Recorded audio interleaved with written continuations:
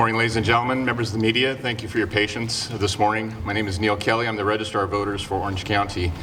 I'd like to welcome you here this morning on what is really a historic milestone for us and a very important event in the lead up to the election, which is just 29 days away. We're going to be sending all 1.7 million ballots to voters this morning here in Orange County. Before I give you a few more of my remarks, I want to first introduce California's Chief Election Official, Secretary of State Alex Padilla.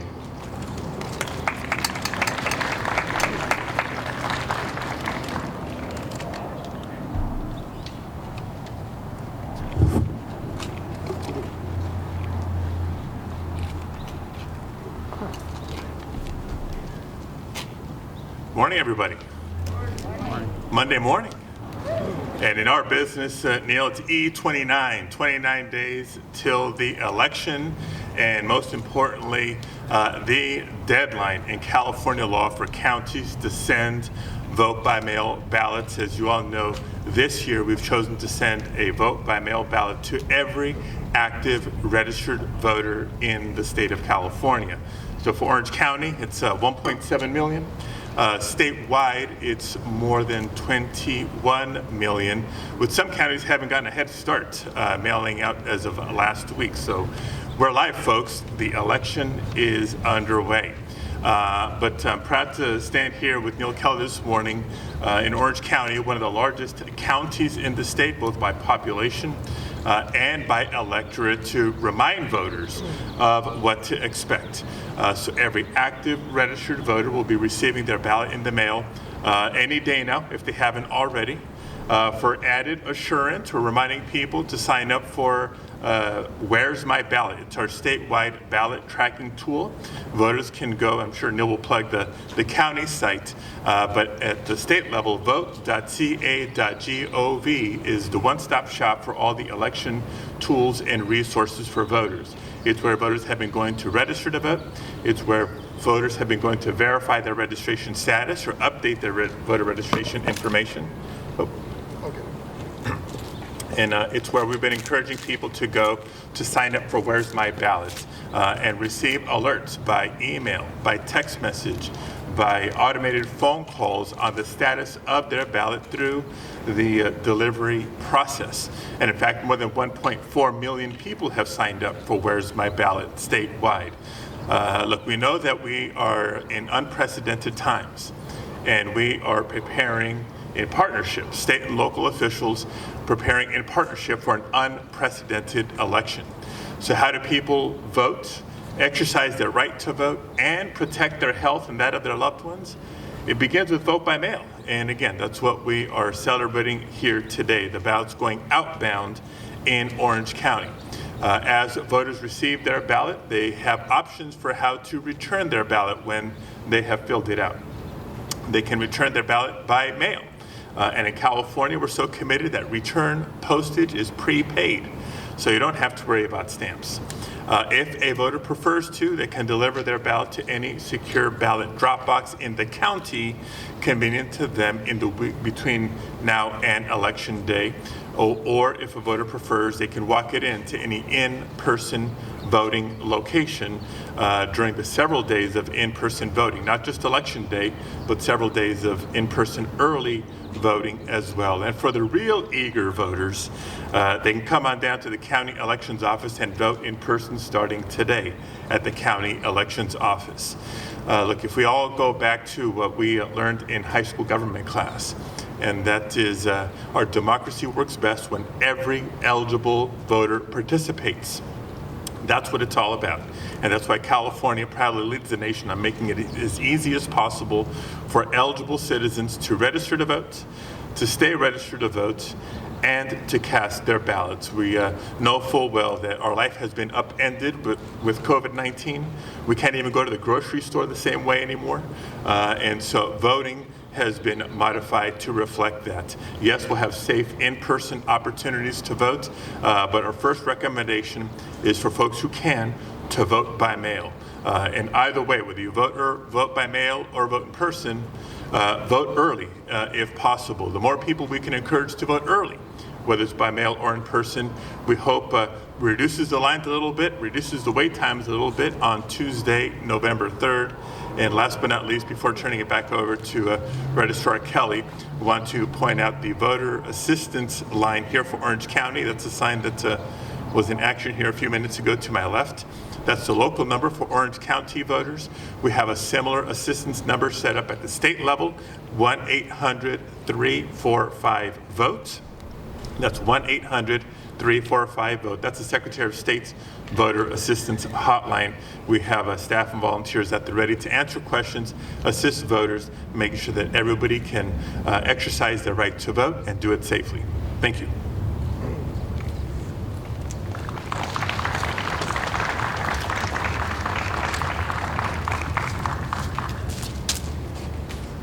Thank you, Secretary Padilla. I want to just say thank you on behalf of Orange County, the Registrar voters here, for your leadership throughout the state on these important issues up and down the state. And I want to give you just a little bit of background on what our role is and what we're doing today, as well as in the coming weeks. Just a reminder, we mailed voter information guides to all Orange County voters on September the 24th. So those are in the hands of voters throughout the county. Today we will complete the entire mailing of our vote-by-mail ballots. Those will go out through the U.S. Postal System today, 1.7 million, starting right after this press conference. As the Secretary talked about, we have 116 secure ballot drop boxes throughout the county. And I think what's important about that is there are many choices for voters in how to return their official ballot. There's not just one solution. So they can drop them in those secure drop boxes. They will open today, and they will remain open through November 3rd at 8 p.m. They have the option, as the Secretary pointed out, of depositing their ballot in the mail if they would like to, postage paid. And then they also have the option of returning it at one of our 170 roughly locations throughout the county that will be in-person voting starting on October the 30th and run through November 3rd. We're the only county in California to have a full end-to-end solution, and that means that we take raw paper stock and print ballots and turn it into mail packets and send them out. A lot of counties do a mixture of that, but we're the only one that does it end-to-end. And what's important about that is maintaining the physical custody of the ballot within our department. It's an unbroken chain of custody. We will start processing ballots as soon as we receive the first one. So new California law under COVID-19 allows us to start processing 30 to 29 days out from Election Day. So if somebody gets their ballot tomorrow and they return it the next day, we'll start processing that. We cannot tabulate them or tally them until 8 p.m. on election night. As for field support out in the field when we open on October the 30th, we will have about 300 individuals that will be radio dispatched and can respond to issues in the field on Election Day if there are any reports of incidents. I think one of the things, the messages that I want to send out there and make clear is that we're not going to tolerate intimidation. We're not going to tolerate rule breaking in the vote centers. And we want to make sure that the laws, the regulations, and the rules are followed. There are multiple ways to report issues for voters if they have concerns. And just to reiterate, our number 714-567-7600. You can also report incidents to the Orange County Intelligence Assessment Center if there are any unusual activities or suspicions at 714-289-3949.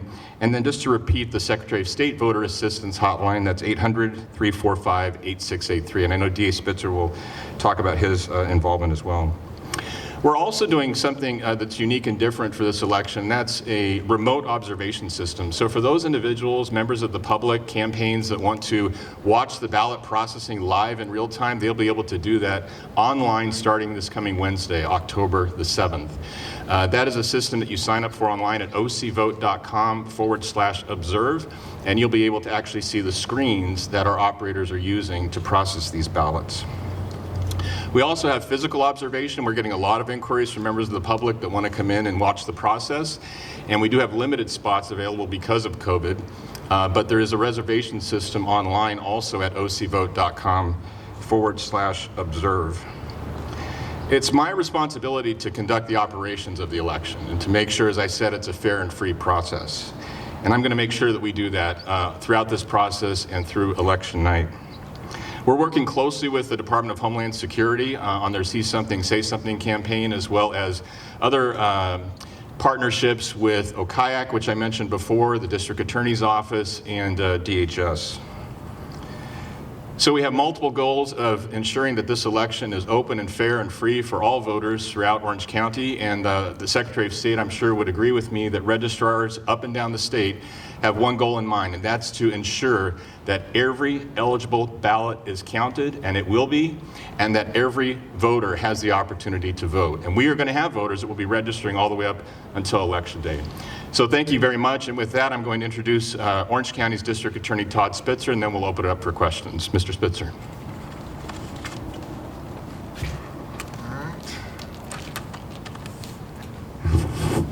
Good morning. It's very formal. The message this morning is don't wear a black mask. It's very hot. So I cannot thank you enough and recognize our Secretary of State, Alex Padilla. The Secretary and I served together in the state legislature. We overlapped from 2002 to 2008. And I can tell you from my personal experience, I have absolute confidence in the foundation he has put forward to ensure that this election is going to be open, fair, and free. You also heard from Neal Kelley, and the Secretary acknowledged him, but Neal Kelley is probably one of the most respected registrars in the nation. The men and women that are on the loading dock behind you, and you can get that later because I know I'm not asking you to turn around this time, but as a former county supervisor, there's some of the most dedicated employees that understand the mission of the registrar's office. And to my left, your right, are men and women of the Orange County District Attorney's Office. And I want to explain our role because it wouldn't be an understatement to say that this election is being perceived as different than any other election in recent history, whether that's true or not. This matters. This is a ballot. It's not a real ballot. It has Donald Duck on it. But it's a sample ballot.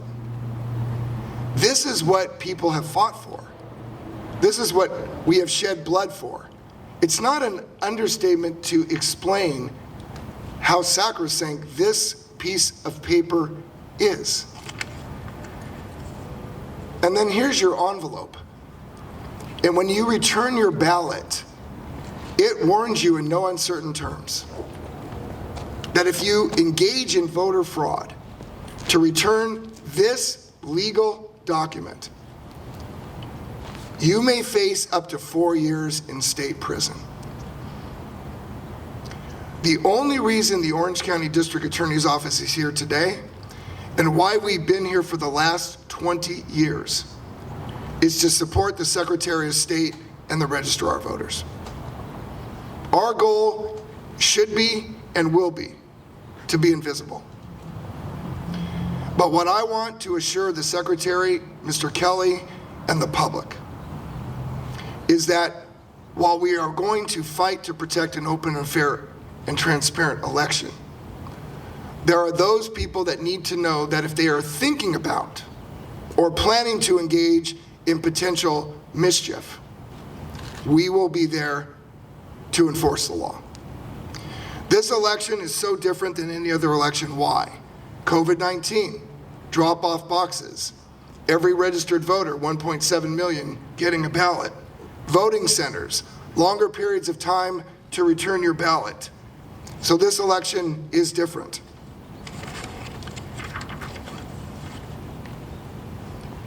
But what I want everybody to understand is that these two gentlemen and all their staffs and the registrar of voters throughout the state, their job is to protect the vote. We will protect the vote, and we will not allow rhetoric to control this election. Rhetoric cannot control this election. The facts will control this election. People's individual behavior will control this election. So it's so important that if you do not understand how to vote, or if you think, for example, because you received a mail-in ballot that you must return it by mail, which is not accurate, you get help. You can go to the registrar's website, secretary's website, or call the number. But if you suspect voter fraud, I'm asking you to call our hotline in the district attorney's office. That's outlined here on the poster. and we will investigate it. We will be fair, we will be neutral. The Orange County District Attorney's Office, whether the Secretary and I have been involved in partisan politics or nonpartisan politics, he knows his job and I know my job. And our job is to protect the vote, let people vote in a fair, open, and free society, and not take sides. Our job is not to take sides. Thank you very much.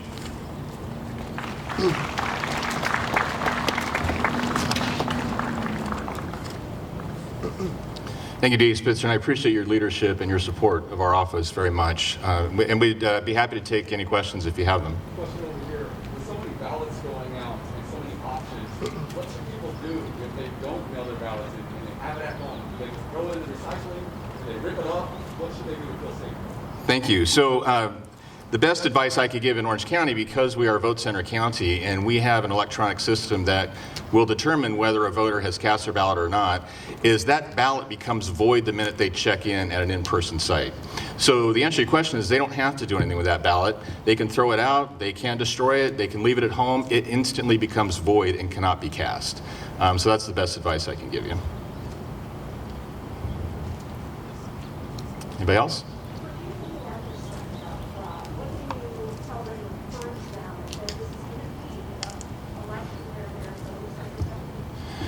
So I think, we've said that pretty loud and clear, and we're going to have a very robust response plan in place. I think the majority of the kinds of calls we get on a typical election are minor rule breakers, people that might be electioneering too close to a site or might put up posters where they shouldn't.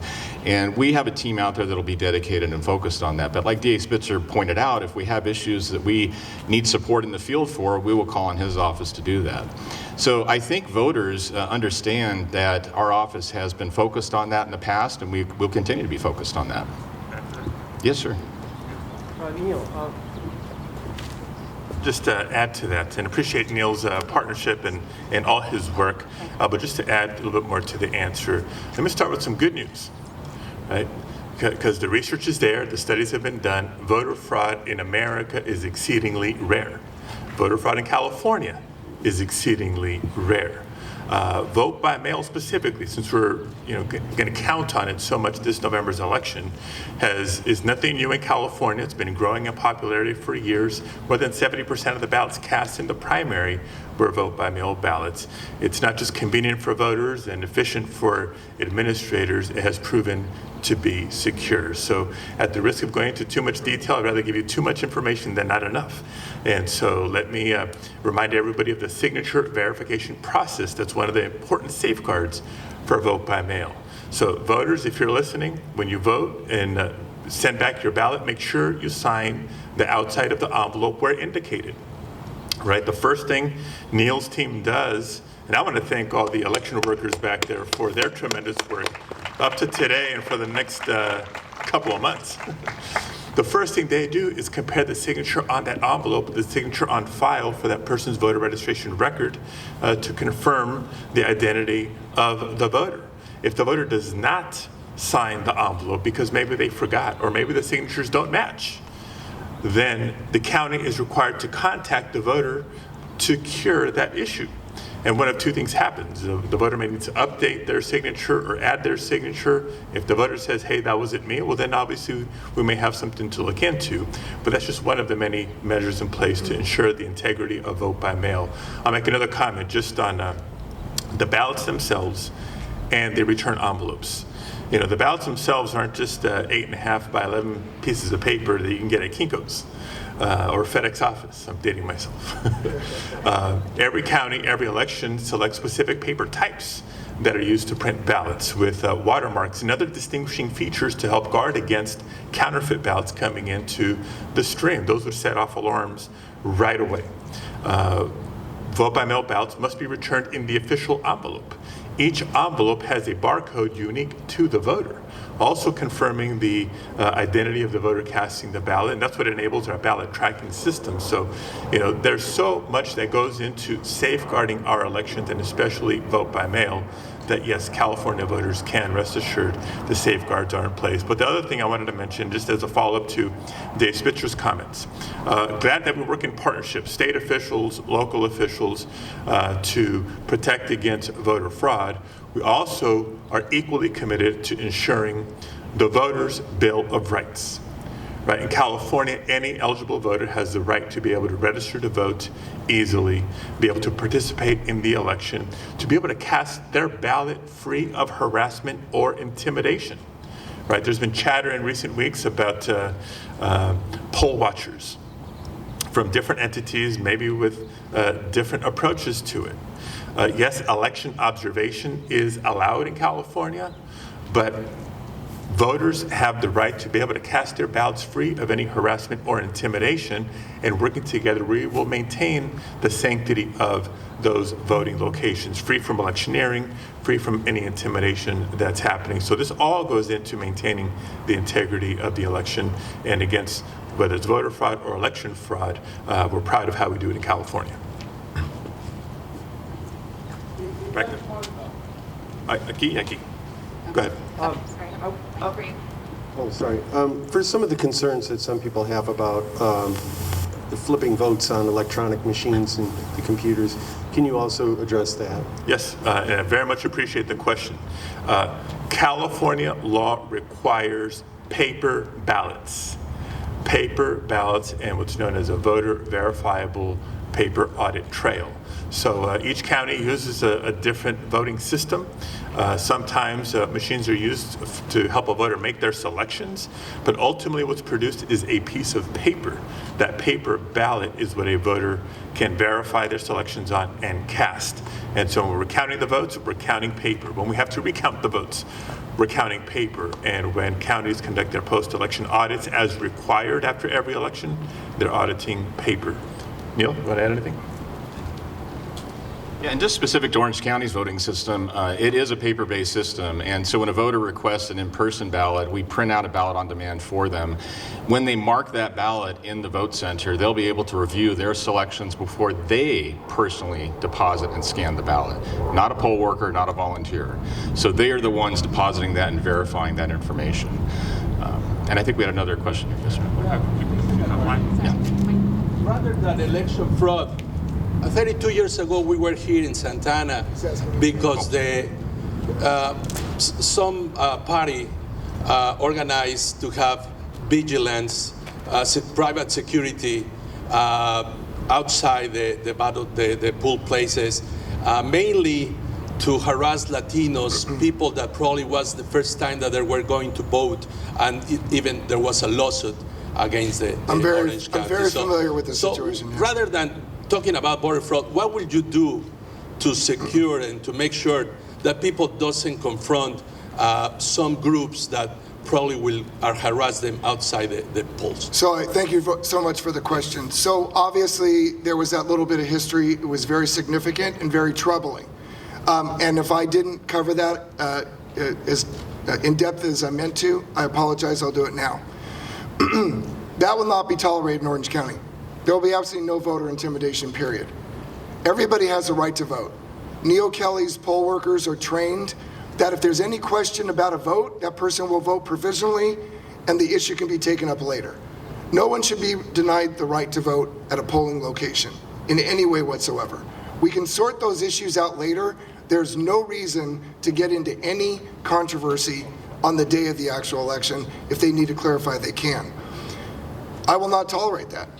The vote is sacred, and it does not matter whether I or anybody else has any personal opinion about the direction of the country or about who should be in power or whatever. The three of us, and a lot more, are charged with protecting the individual's right, which is given to them as an American right, and I will enforce that. So my people are trained. We have trained all of our DA investigators, all of our lawyers. We are doing training for all police officer agencies in Orange County. And they will be instructed that if they get a call to a polling place and they're the first responder before, say, our staff can get there, Their job is to keep the peace. It is not to make decisions about who should vote and who cannot. We will leave that up to Neal's staff. They are the experts. We will consult with them. The job is to keep the peace. I do not believe that we will see that in Orange County. I do not believe that. But we have had some civil protests in recent weeks.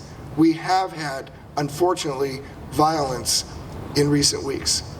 And we will not allow this election to disintegrate or to be denigrated in any way whatsoever when it comes to enforcing an individual's right to vote. Before going to the next question, quería agregar en español también, por favor. Desafortunadamente bien sabemos de lo que ha ocurrido en el pasado, hace muchos años, pero cuando han habido esfuerzos partidarios tratando de no permitir votantes elegibles de participar en las elecciones. Ha cambiado la ley estatal y parte de la ley que vamos a enforzar juntos este año es el derecho que cada votante tiene en el estado de California de poder participar en el proceso electoral sin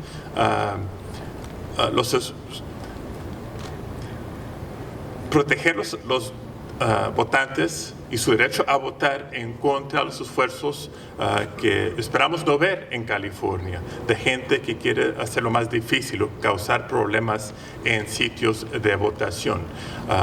Y tratar de intimidar a los votantes o prevenir que un votante elegible participe en las elecciones es contra ley estatal y va a ser enforzada por partes de oficiales estatales y locales también. Previous question about the integrity of the ballot and guarding against vote flipping.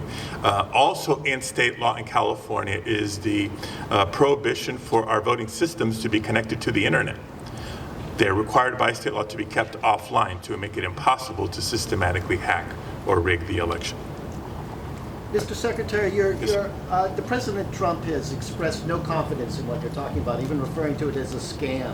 What do you have to say to President Trump and the people of the United States about this? Look, the people deserve the truth. And despite where the attacks against vote by mail or how California conducts elections come from, voters can trust the integrity of elections in the state of California. Multiple safeguards in place for however people choose to participate, whether it's by mail or in person. Every eligible voter in California has the right to register to vote easily without any unnecessary burdens or obstacles, and to cast their ballot free of any harassment or intimidation. I know in recent weeks there's been suggestions or threats to send law enforcement agencies to quote unquote monitor polling locations. That is against state law. There's been more recent chatter about these poll watchers, again, without knowing exactly what their motivations are. So we wanted to make it abundantly clear today. Election observation is allowed in California. It's part of the transparency of the process. But intimidation of voters and harassment of voters is not. And that is very clear in state law as well. But your reaction to President Trump and his comments? Look, it's a shame. Every election, state and local elections officials work hard to make sure our elections are accessible, secure, and safe in the era of the COVID-19 pandemic. We should be working together to create more easy, safe options for voters to participate, not to make it harder. And these attacks on the integrity of election serve nothing other than to undermine confidence in the election, which voters deserve to have. And so, if you have a more specific question, happy to answer the safeguards that are in place, but I think we're covering it pretty well here. President Trump also claimed that there were some ballots found in rivers for free. Whether or not that's true or not, what if something like that were to happen in California? If ballots were found in rivers, in garbage cans, with certain candidates on it, what happens there? Yeah, again, you have the phone numbers here, folks. I mentioned the state voter hotline, 1-800-345-VOTE. It's not just a voter assistance line. There's a formal way to submit complaints at the state level. We too have an investigative unit. I should mention, by the way, if somebody's going to call with, would you say, suspected fraudulent activity, We need information. We need specifics. It's not just anecdotal. It's not just I think or I feel. For us to look into something either at the local level or at the state level, we need specifics. If you see specifics, then please bring it forward. But what we hear coming from Trump is usually baseless and not helpful.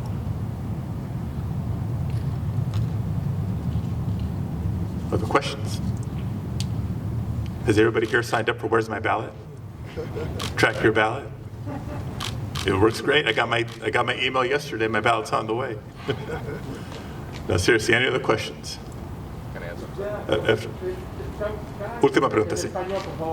Si nos puede hacer un enunciamiento de lo que se está haciendo el día de hoy. Sí, claro, perdón.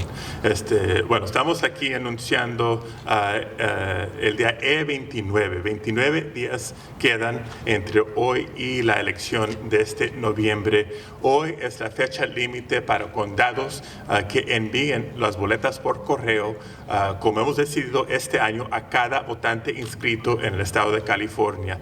Cuando votantes reciban sus boletas, tienen varias opciones en cómo regresar su boleta, o por correo, y no tienen que preocuparse por estampillas. El costo postal viene prepagado. Pueden entregar su boleta a cualquier buzón para boletas en su condado entre hoy y la elección, o si el votante prefiere, puede entregar su boleta en persona en cualquier sitio de votación el día de la elección o antes en los centros donde hay votación temprano antes de este noviembre 3. All right.